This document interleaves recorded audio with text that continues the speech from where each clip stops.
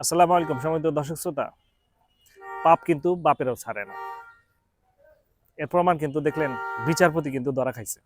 এই কালো মানি কিন্তু নিজের খুব বড় মনে করতো, ঠিক আছে? অহংকার, দাম্ভিকতা, কাউকে কিন্তু সে তোয়াক্কা করতো না।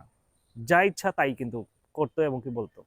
সে সময় দেখেন পালিয়ে যাচ্ছিল, এমন ভাবে সে পালিয়ে যাচ্ছিল, মানে স্বাভাবিক মানুষের মনে আর চেয়ে ভালো অবস্থা নিয়ে সে পালিয়ে যেত। করুণ অবস্থা। আসলে আমরা কেন এরকম করব? যদি এমনই করি তাহলে আমরা ওই রকম আচরণ কেন করলাম? যে আমার এই অবস্থার জন্য কিন্তু মূলত আমি নিজেই দায়ী।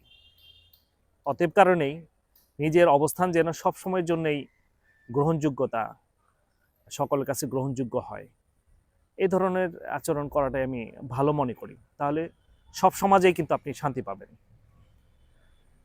আপনার ক্ষমতা থাকুক কিংবা আপনার ক্ষমতা না থাকুক, আপনাকে কিন্তু সকলেই মূল্যায়ন করবে। আর যদি অতিরঞ্জিত করেন, যেমন কালো মানিক করেছে, তাকে নিয়ে কিন্তু অনেকে অনেক ধরনের টোল করছেন। করার কারণ কিন্তু নিজেই।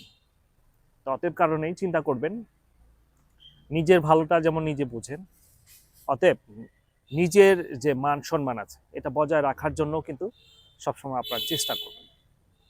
তো সকলে ভালো থাকেন। আর এই বিষয়গুলো দেখে আগামীতে যেন শিক্ষা হয় আমাদের, এর জন্যই মূলত আসলে জানানো। তো সকলে ভালো থাকেন, সুন্দর থাকেন, সচেতন থাকেন। আল্লাহ হাফেজ।